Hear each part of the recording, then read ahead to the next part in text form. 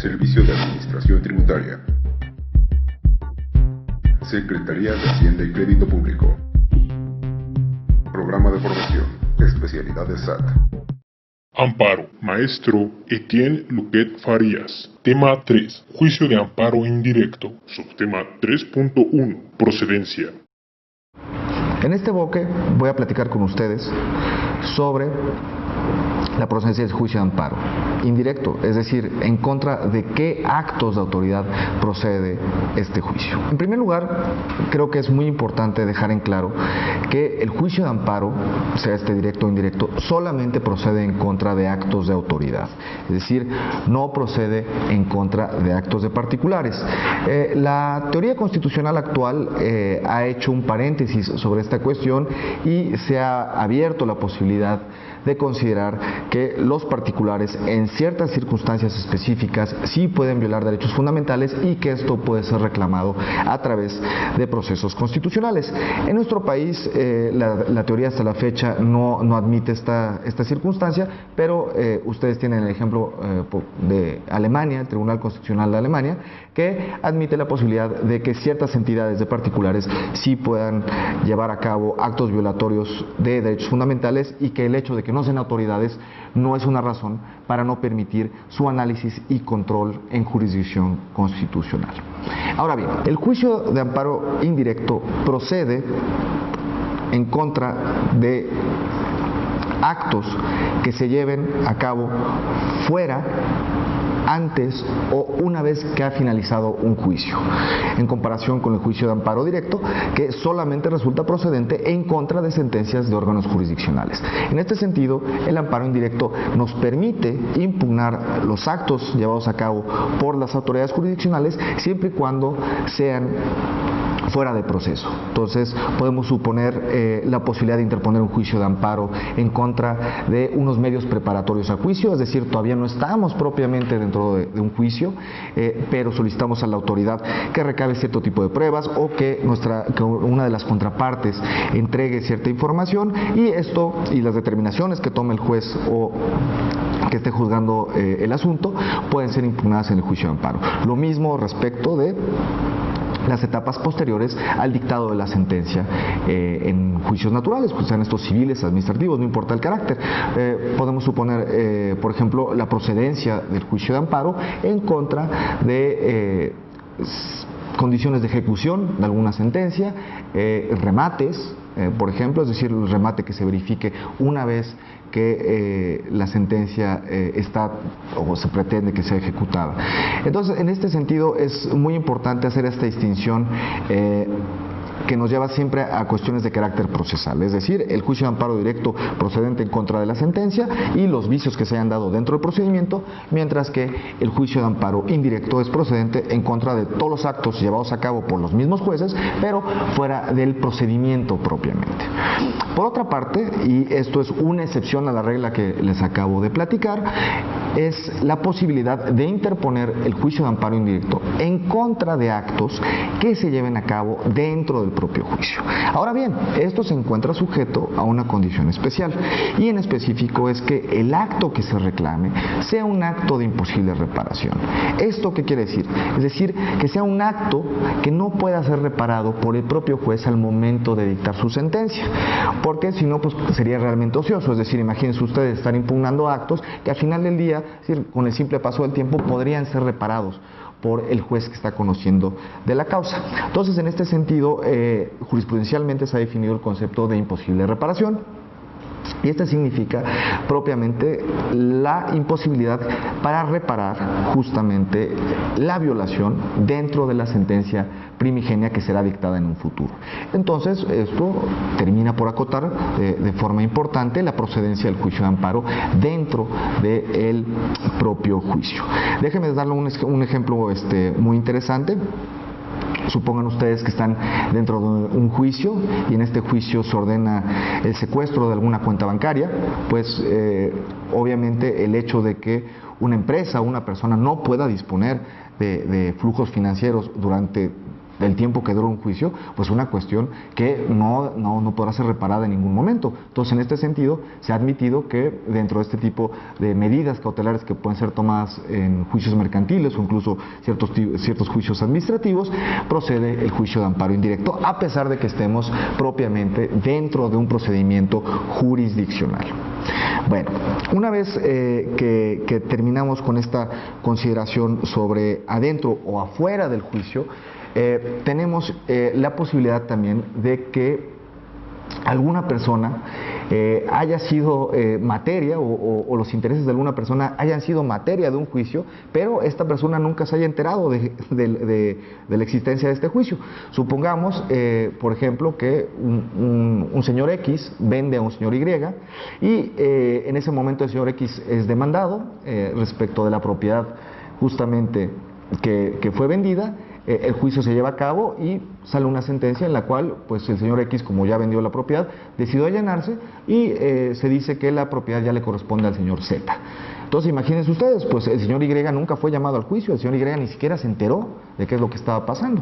En este supuesto se permite justamente la interposición del juicio de amparo indirecto, se llama un juicio de amparo indirecto promovido por un tercero extraño a juicio, que permite que la persona que nunca se enteró, a pesar de que tenía un interés en ese proceso, sea llamada a juicio. Entonces el efecto que va a tener este tipo de amparo es el de regresar las cosas al estado que guardaban antes de la violación, es decir, que se le notifique y que el juicio empiece de cero, es decir, que tenga la oportunidad de defenderse ante la justicia.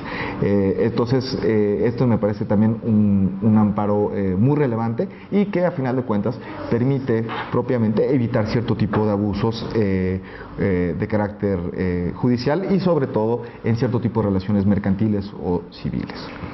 Por otra parte, y aquí ya pasamos a una cuestión un poco distinta, tenemos la procedencia del juicio de amparo indirecto en contra de normas.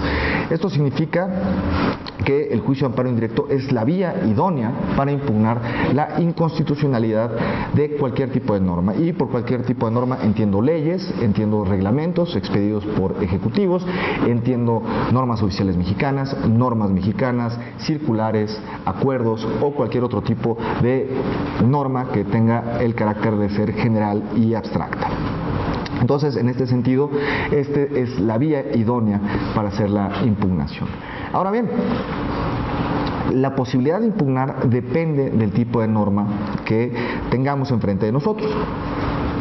La doctrina y la jurisprudencia han distinguido entre dos tipos de normas. La primera es la norma de carácter autoaplicativo. Las normas autoaplicativas son aquellas que por su simple entrada en vigor afectan directamente al ciudadano, es decir, son aquellas que por existir obligan o someten al ciudadano a cumplimiento de ciertas consideraciones. Por otra parte, tenemos las normas que conocemos como heteroaplicativas, en las cuales es necesario que se verifique un acto de aplicación en el cual propiamente los supuestos normativos sean aplicados a las personas. En este caso, y vale la pena mencionarlo, se puede dar el supuesto de que sea la propia persona la que decida aplicarse la norma, como podría ser en el caso de alguna norma tributaria, o propiamente es necesario tener y contar con un acto de autoridad en el cual se haga la aplicación normativa. Déjenme darles un ejemplo de una norma de carácter autoaplicativo. Podría ser una norma encaminada al cumplimiento de ciertos estándares mínimos en materia de emisión de gases. Entonces, esto pues, sería una norma aplicativa para toda aquella persona que tenga alguna máquina que produzca algún tipo de gas y no esté de acuerdo con la misma. Entonces, supongamos, podríamos considerar que cualquier dueño de un coche podría venir al amparo bajo el argumento de que le está siendo aplicada una norma de carácter autoaplicativo. Normas de carácter autoaplicativo, pues pensaría yo, por ejemplo, en el impuesto al valor agregado, en el cual es necesario propiamente pues, que exista una transacción, una compra, una venta, y en esta compra y en esta venta se haga propiamente las transmisiones dinerarias que exige la ley tributaria relativa, y en ese momento se consideraría que la persona pues ya fue afectada por el supuesto normativo del que estamos hablando. Esto también tiene relevancia para los términos en los cuales deben ser interpuestos los amparos. Cuando estamos enfrente de una norma autoaplicativa, se da solamente 30 días hábiles para impugnarla después de su publicación. Entonces, esto es muy relevante. Si ustedes consideran que están frente a una norma autoaplicativa, tendrán 30 días para hacerlo valer. No obstante, toda norma autoaplicativa se puede convertir en norma heteroaplicativa, es decir, una norma autoaplicativa pues puede llegar el momento en que sea aplicada ya sea por el propio particular o por la autoridad, en cuyo caso será necesario tomar en consideración que uno cuenta con 15 días a partir del primer acto de aplicación. Quiero dejar muy en claro que una norma autoaplicativa no haya sido reclamada en su momento, no quita la posibilidad de que la misma sea reclamada como norma heteroaplicativa dentro de los 15 días posteriores al primer acto de aplicación. Aquí también me gustaría compartir con ustedes un criterio de la Suprema Corte que permite que normas que ya han sido declaradas inconstitucionales por jurisprudencia no sean aplicadas a los quejosos. En este sentido, se dice que las normas que han sido declaradas inconstitucionales en jurisprudencia son aplicadas a un quejoso, este puede promover un juicio de amparo sin importar la temporalidad. Es decir, no importa que sea la primera vez que se le aplique, pues ya se le puede haber aplicado otras veces, o no importa si es de carácter autoaplicativo o heteroaplicativo. Se entiende que después de que hubo la declaratoria de inconstitucionalidad y la norma vuelve a ser aplicada, nace una nueva oportunidad para que la parte quejosa vaya e impugne esta situación ante la instancia jurisdiccional correspondiente, ya sea un juicio un juez de distrito o un tribunal colegiado de circuito en su caso. Entonces, me parece que esto es muy importante a destacar. Esta posibilidad de suplencia por la queja realmente lo que hace es permitir que en normas que ya han sido declaradas inconstitucionales exista la posibilidad de interponer un juicio de inconstitucionalidad sin importar el momento en el cual se verifique el primer acto de aplicación. Bueno, eso es por lo que hace a las cuestiones estrictamente de normas. Por otra parte, existen procedimientos de carácter administrativo, pero son procedimientos que normalmente son llevados en forma de juicio, es decir, son procedimientos en los cuales se llama a la parte o se llama a las partes interesadas, se abre un periodo de presentación de pruebas, un periodo de alegatos y la expedición de una resolución definitiva. Y esto pues obviamente se asemeja mucho a lo que pasa dentro de un órgano jurisdiccional, pero son procesos que no son llevados por autoridades de carácter jurisdiccional. Podemos pensar en procesos de licitación, por ejemplo, que son llevados a cabo por autoridades administrativas. Podemos considerar los procesos llevados a cabo por órganos especializados, órganos técnicos desconcentrados, tales como la COFETEL o la propia COFECO, en la cual, pues obviamente, determinados actores, pues, están siendo o pretenden ser regulados por estos órganos. El juicio de amparo resulta procedente en contra de las resoluciones definitivas que se dan en este tipo de juicios. Ahora bien, es muy importante destacar que sigue vigente el principio de definitividad. ¿Esto a qué obliga? Obliga a que si existe algún recurso legal que permita que se modifique la resolución que fue tomada por la autoridad, será obligatorio agotarla antes de acudir al juicio de amparo. En este sentido, y un poco en la idea que ya había expuesto, pues resultaría ocioso realmente admitir juicios que todavía no están propiamente definidos o terminados. Es decir, la parte pues todavía tiene una vía y en esta vía puede de alguna manera todavía hacer valer sus derechos y encontrar una solución favorable a sus intereses. Entonces se considera que pues primero es necesario agotar esta vía y en caso de que después de que se agote la misma todavía exista algún tipo de violación o fallo contrario a sus intereses, pues pueda acudir al juicio de amparo indirecto a hacerlo valer. Ahora bien, En este tipo de procedimientos de carácter administrativo existen propiamente ciertas excepciones, y las cuales, diría yo, también son aplicables a la posibilidad de interposición del juicio de amparo dentro de juicios llevados a cabo por autoridades jurisdiccionales, y serían propiamente cuando se reclame el primer acto de aplicación de una norma que se estime inconstitucional. Es decir, si un quejoso le es aplicada una ley o una norma que considera inconstitucional, este puede interponer el juicio de amparo a partir del primer acto de aplicación, sin tener que tomar en consideración estas cuestiones, ya sea de que se traten de actos de imposible reparación o de que se traten de cuestiones definitivas dentro de procedimientos de carácter administrativo. Esto es de suma relevancia, puesto que permite, pues obviamente, la protección o la intervención de la justicia federal al momento en que se está aplicando una norma que se estima inconstitucional. Entonces, de esta forma podemos tener juicios de amparo que brinquen los problemas, ya sea de vía o de definitividad, por el hecho de que se está reclamando la inconstitucionalidad de una ley. Por otra parte, el juicio de amparo ha sido un instrumento muy importante para controlar la actuación del Ministerio Público.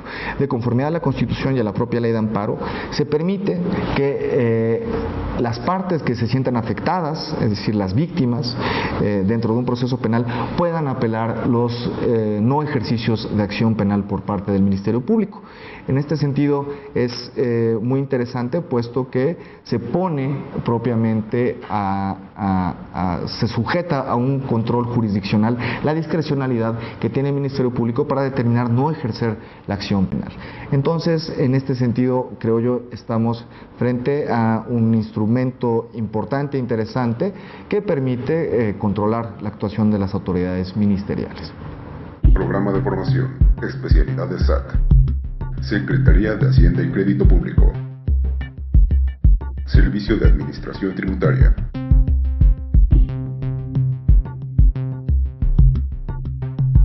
Esta es una producción del Servicio de Administración Tributaria a través de la Administración Central del Ciclo de Capital Humano. Esta producción tiene fines educativos. 2012. Derechos reservados.